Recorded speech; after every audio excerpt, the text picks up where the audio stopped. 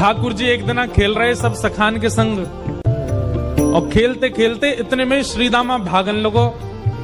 ठाकुर जी बोले, ए श्रीदामा कहां को जा रहे है? श्रीदामा बोलो, लाला ससुराल जा रहा हूं अपनी। ठाकुर जी बोले, नंदगाम सुनो, बरसानो सुनो, वृंदावन सुनो, गोकुल सुनो, जे ससुराल कौन सा गांव है भैया? श्रीदामा हंस के बोलो, लाला ससुराल गांव को नाम ना है। तो बोले, फिर कहा है ससुराल? बोले, जब ब्याह है जाए ना तो अपनो घर तो पीहर है और पत्नी को घर जो है का वो ससुराल है। ठाकुर जी बोले, जे पत्नी कौन होवे? बोले, लाला जैसे नंद बाबा की तेरी मैया यशोदा पत्नी है, ऐसे ही मेरा ब्याह है रो, मैं हूं पत्नी लेवे जा रहा हूं, तो पत्नी के घर को ससुराल के में। ठाकुर जी गए श्रीदामा के पास, ओए श्रीदामा मेरो ससुराल कौन सा है? मेरे ससुराल को नाम बता। श्रीदाम बोलो, मुंह का पता तेरा ससुराल कौन सा? तेरी बहू जहां की होगी वही तेरा ससुराल। बोले, मेरी बहू कहाँ है? श्रीदामा बोलो, लाला मुंह तो मत पूछे, मैया तो जाके पूछ।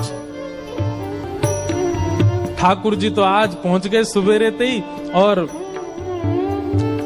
यशोदा मैया से जाकर के रोने लगे। मैया बोली, काय गुरो रा लाला? बोले, मैया तेने मुझे इतनी बड़ी बात छिपाई। मैया बोली, कहा छुपा दियो मैंने? बोले, तेने मेरी ससुराल को नाम ना बतायो आज तक। मैं 3.5 बरस को बूढ़ होएगो, अभी तक मुंह मेरी ससुराल ना पतो, और वो श्रीदामा अपनी ससुराल गए बहू लेवे। यशोदा मैया बोली, लाला तेरी संगत सुधारनी पड़ेगी, सबरे सखा तो दिन ब दिन बिगाड़ते जा रहे हैं, तूने एक बड़ो है जा, तेरी ससुराल है जाएगी। ठाकुर जी बोले, बड़े कैसे हूं मैं? बोले, जब खुद दूध पीन लगेगो, खुद नहान लगेगो, खुद तैयार है जाएगो, घर के सब काम अन्य करने लगेगो, तू बड़ो हो जाएगो, तेरो ब्याह करा दूंगी। महाराज वही दिना ठाकुर जी गए, अपने सबरे पुराने लत्ता कपड़ा लेकर के आए, धोने लगे उन्हें, अपने आप दूध पीने लगे, अपने आप भोजन करने लगे, अपने आप ही उठ पटांग श्रृंगार करने लगे। शाम को बोले, मैया मैं बड़ो है गो, अब ब्याह करा दे मेरो। मैया बोली, वाह दिन में ही बड़ो है गो तू। मैया तो बोले, मैया देख तू बात ने मत बदले, बार बार मोते कह तू ऐसा कर तो ब्याह कराऊंगी, बड़ो है जा तो ब्याह कराऊंगी। अब सब काम मैंने कर दिए, घर के सब काम काज करने लगो मैं, देख अपनो श्रृंगार खुद करके आऊं, देख कैसा लग रहा हूं मैं। मैया बोली, ओठ वाली चीज आंखन में लगा के आयो, आंख वाली ओठन में लगा के आयो, यूं करो बड़ो है गो मैं। ठाकुर जी बोले, मैया मेरो ब्याह करा दे, नहीं तो श्रीदामा बहू लेके आ रहा हूं, बाकी बहू ले आऊंगा मैं, वही की बहू को ले आऊंगा, वही की ससुराल को अपनो बना लूंगा। तभी एक सखा दौड़ो दौड़ो आयो, बोले, ए लाला देख श्रीदामा बहू लेके आ गो। बहू को नाम सुनते ही ठाकुर जी तो मचल गए, लेके चल मुंह को जल्दी। मैया रोकने लगी, बोले, लाला ने सुधर के तो जा, कैसो बन के जा रहा है? ठाकुर जी तो दौड़े दौड़े गए, बोले बीच रास्ता में रोक ले, सबको कथा पता है। माधवी की माँ ने पहले ही मना करके भेजा था कि बोले तेरे सखा, तेरे पति जो श्रीदामा, उनके जो सखा कृष्ण है, उनको मुख मत दिखाइयो। ठाकुर जी पालकी में घुस गए, हाथ पांव जोड़ के कहने लगे, भाभी जी एक बार ने अपना मुख दिखाए दो, लेकिन माधवी ने नहीं दिखाया। ठाकुर जी कह रहे हैं, देख ले, बड़े बड़े जोगी, बड़े बड़े तपस्वी, बड़े बड़े ध्यानी हमारे मुख को देखवे के काजे तड़पे, और हम तेरे सामने बैठे, तू हमें मोहना दिखा रही अपनो। माधवी ने मुख नहीं दिखाया। ठाकुर जी बोले, ठीक है, तड़पेगी मुंह को देखवे के काजे।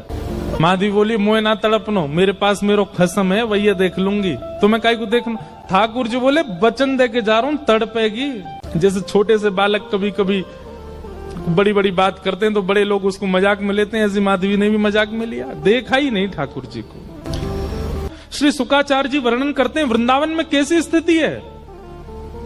गोपियां दोहन करती हैं तो घर घर घर जो दही की मथनी की आवाज आती है ना, उसी में ही कीर्तन करने लग जाती हैं। कृष्ण ऐसे, कृष्ण के नेत्र ऐसे, कृष्ण की नासिका ऐसी, कृष्ण के कान ऐसे, कृष्ण को मोर पिछ ऐसा, कृष्ण की पीताम्बरी ऐसी, कृष्ण की भुजा ऐसी, कृष्ण के चरण ऐसे। कोई गोपी अपने घर में चौका लगा रही है और चौका में पौंछा की जो छर्र छर्र आवाज आवे, वही छर्र छर्र ध्वनि में ही कीर्तन करने लग जाए, कृष्ण ऐसे, कृष्ण ऐसे।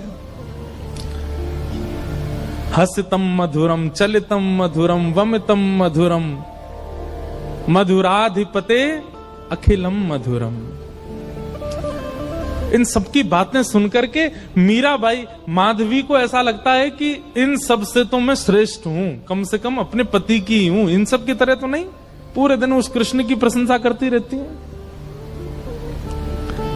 सब गोपियां माधवी से कहती हैं, अभी तक तेरे सामने आयो ना है और तेने अभी तक देखो ना है। अरे या प्रेम को काम भावना ते मत देखियो, 3.5 वर्ष को 4 वर्ष को है, लेकिन वहां के प्रति एक अलग ही प्रेम प्रकट है। जाए माधवी सबको ज्ञान देती है, बोले चाहे 3 वर्ष को 4 वर्ष को है तो अन्य पुरुष, क्यों उसकी बातें करती हो, क्यों उसकी ओर देखती हो। लेकिन 24 घंटे गोपियों के बीच में रहती माधवी को और कोई चर्चा ही नहीं सुनाई देती। सब केवल कृष्ण की बात करती हैं। जल भरती हैं तो, बैठती हैं तो, भोजन बनाती हैं तो, बतियाती हैं तो, श्रृंगार करती हैं तो, हर समय कृष्ण कृष्ण कृष्ण कृष्ण।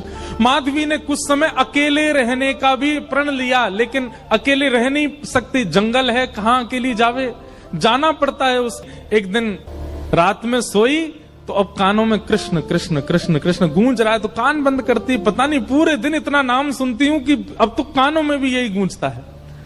कान बंद करके सोती है तो स्वप्न में कृष्ण ऐसे हैं। अब कृष्ण देखे नहीं है, लेकिन उसको श्याम वर्ण, पीली पीतांबरी, वंशी, मोर पिच्छ सब अनुभव होता है। उठ के बैठ जाती है, नेत्रों को मीटती है, क्या करूं मैं, नहीं चाहती ये स्वप्न मुझे आवे। अब धीरे धीरे माधवी की स्थिति ऐसी होने लगी कि अब वो ना चाह करके भी कृष्णमयी ही हो गई है। रात्रि में सोती, अचानक उठ बैठती है, ऐसा लगता है मानो जैसे उसका हाथ पकड़ लिया हो। स्थिति ऐसी हो गई कि आधी रात और माधवी को ऐसा लगता है कि भोर हो गई, और तुरंत उठ करके जल्दी जल्दी वस्त्र धारण करती है, मटका उठाती है और दौड़ करके जाती है। अरे विलंब है गयो, इतनी देर है गई, मैं अभी तक उठी नहीं, जबकि है आधी रात। दिन रात सब परिवर्तित हो गया। पहुंच गई यमुना तट, और यमुना तट जाकर के देखा एक भी गोपी नहीं है, तो माधवी को लगा कि मैं विलंब से आई हूं, सब शायद जल भर के चली गई हैं। जल भर के रोज जाती है माधवी, लेकिन आज पता नहीं उस पात्र में इतना भार कहां से आ गया कि स्वयं ही नहीं उठा पा रही है। इधर उधर देखने लगी, याचना करने लगी, कोई तो आवे, कोई तो उठा दे। और तभी कोई नहीं है वहां। नंद नंदन श्याम सुंदर चलते हुए आ रहे हैं माधवी के पास। माधवी की मति घूम गई है, आधी रात ही आ गई, और तभी ठाकुर जी वहां पहुंच गए। पहले तो चाल देखी तो चाल पर मोहित हुई, फिर जब वक्ष देखा तो वक्ष पर, जब हाथ देखे तो हाथ की चलन पर मोहित हो गई, और मुख देखा तो भूल गई सुध बुध। ठाकुर जी आए और आकर के मंद मुस्काए के बोले, हेरी गोपी, उचाए ना पा रही, चल ले मैंने एक हाथ लगा दूं, उचाले याकू। और एक तरफ से माधवी ने मटकी पकड़ी और दूसरी तरफ से ठाकुर जी आकर के नन्हे से गोपाल जी ने जैसे ही हाथ लगाया, मटकी उठने लगी। लेकिन मटकी पर नेक सहारा देते माधवी रख लेती, ऐसा नहीं। ठाकुर जी मटकी उछा के, जैसे जैसे मटकी उछ रही है वैसे वैसे ठाकुर जी लंबे होते जा रहे हैं, और बिल्कुल माधवी के नेत्रन के सामने आकर के खड़े है गए। कटाक्ष नेत्रों के सामने कोई गोपी टिक नहीं पाती, और माधवी को ठाकुर जी प्रत्यक्ष देख रहे हैं, सामने खड़े हैं कि। और वो एक क्षण के लिए जो रूप माधुरी का दर्शन हुआ, वो दर्शन देकर के ठाकुर जी खिलखिल करते हुए भाग गए वहां से। अब माधवी चाहती है कि पीछे भागे, लेकिन पैर स्तब्ध हो गए। माधवी चाहती है कि चिल्लाए कि रुक जाओ, पर बोल नहीं पा रही है। माधवी चाहती है कि इधर गए मैं नेत्र घुमा करके देख लूं, पर नेत्र घूम नहीं पा रहे। पूरा शरीर मानो जैसे एक स्थूल स्तब्ध एक मूर्तिमंत की तरह खड़ा हो गया है। केवल नेत्रों से अश्रु गिर रहे हैं, कुछ नहीं कर पा रही, बेसुध है माधवी। वहीं खड़ी रही तब तक जब तक भोर में गोपियां जल भरने नहीं आ गईं। अश्रु जलों से जल पूरा वस्त्र भीग चुके हैं माधवी के। और तभी सब गोपियां आई, आकर के देख, अरे ये माधवी ये पहले ही आ गई जल भरवे।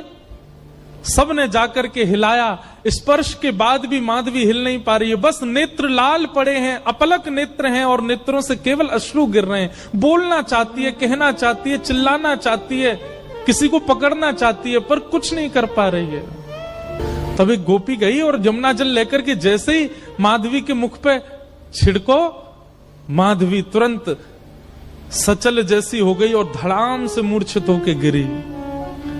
गोपियां सब उसके चरण मसलने लगी, हाथ पकड़ने लगी, सिर सहलाने लगी।